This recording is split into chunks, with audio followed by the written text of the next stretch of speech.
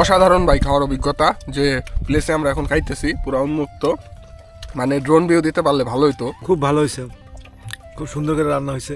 কি চাউলের ভাত এটা? এটা হলো লেম্বু দানের চালের ভাত।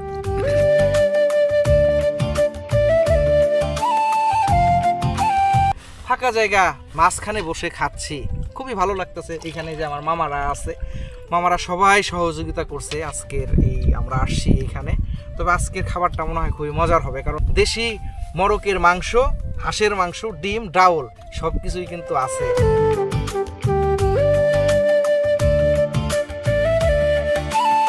আজকে আয়োজন করছি প্রথমে দেশি মুরগির ডিম আপনাদের জন্য মামলট করা হয়েছে, তারপরে দেশি হাঁস জবা করা হয়েছে, দেশি একটা রাতা মুরগা জবা করা হয়েছে।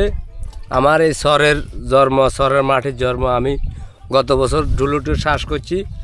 হেলন ডাল ফাঁক করা হয়েছে। এই ডাউল খেতে কেমন? এটা খাইতে মজা, এটা অনেকে মজা, অন্য অন্য ডালের তুলনায় এটা ভালো, নিজের শ্বাসের জিনিস। ডাউলের নাম কি? হেলন ডাল, আমাদের নোয়াখালী ভাষায় হেরু ডাল।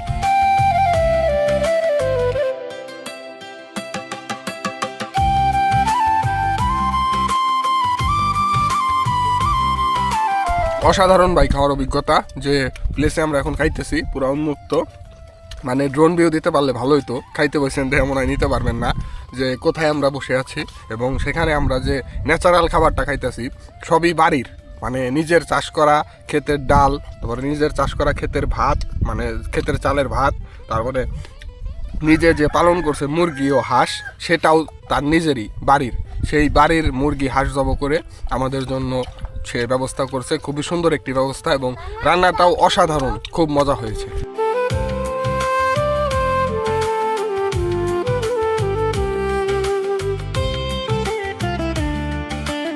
খুব সুস্বাদু হয়েছে, খুব ভালো লাগতেছে, খাবারটা খুব মজা হয়েছে।